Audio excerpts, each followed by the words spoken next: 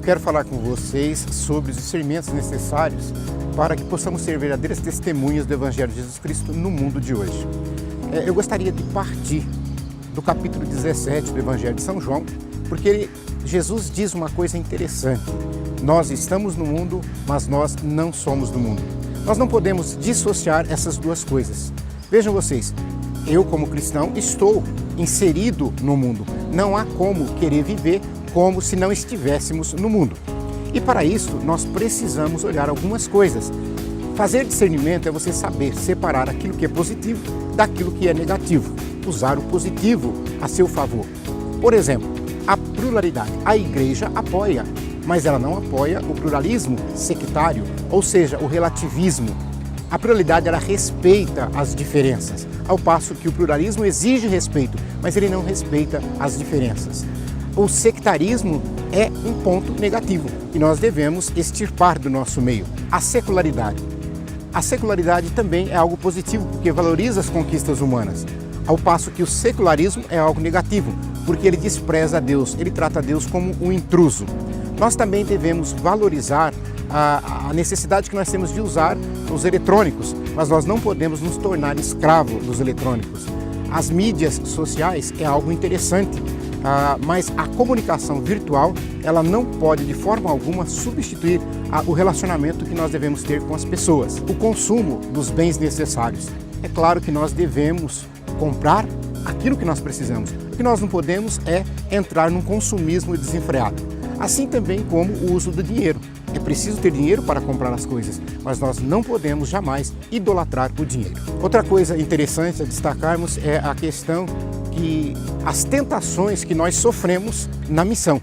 Em primeiro lugar, a ideologização da mensagem do Evangelho. O que significa isto? Significa você fazer uma interpretação do Evangelho fora daquilo que o magistério da igreja prevê, fora da Bíblia. Isto para entender, às vezes, interesses pessoais ou interesses de pequenos grupos. Também nós não podemos fazer uma leitura do Evangelho puramente social. Isto é uma leitura socializante do Evangelho. Também devemos tomar cuidado, com a questão sentimental. É quando você faz do encontro pessoal com Cristo algo como se fosse a busca do autoconhecimento. Isto é muito perigoso. Nós temos a proposta gnóstica, um perigo dentro da igreja. O que significa proposta gnóstica? É quando você tem aqueles grupos que se julgam superiores, que se julgam mais espiritualizados, ou seja, tem uma espiritualidade melhor e maior do que a dos outros. Nós temos a proposta pelagiana, que é aquela proposta onde você despreza Deus, onde o homem pode resolver os seus problemas sem a necessidade de Deus. Outra coisa importante também a destacarmos é que a igreja deve dispensar o funcionalismo. O Papa Francisco tem destacado bastante que a igreja não é uma ONG. Nós não podemos colocar a burocracia mais importante do que aquilo que é transcendental. Nós não podemos, por exemplo, achar que a reunião seja mais importante do que a missão. Valorizar mais a reunião do que a missão. Isso significa justamente o funcionalismo. Por fim, também vale destacar a questão do clericalismo. O que significa isso? É quando tudo fica na mão do padre, ou talvez de uma ou duas pessoas de sua confiança, e eles passam a dominar todos os demais. Isso também é um ponto negativo e é uma tentação que nós encontramos na nossa missão. Vale destacar que a igreja ela não é uma ilha de perfeitos. A igreja é uma comunidade de discípulos missionários de Jesus Cristo. Jean Vanier, ele dizia uma coisa interessantíssima. Ele dizia que os operários vão para a fábrica para trabalhar e produzir. Os soldados vão para o quartel para treinar para a guerra.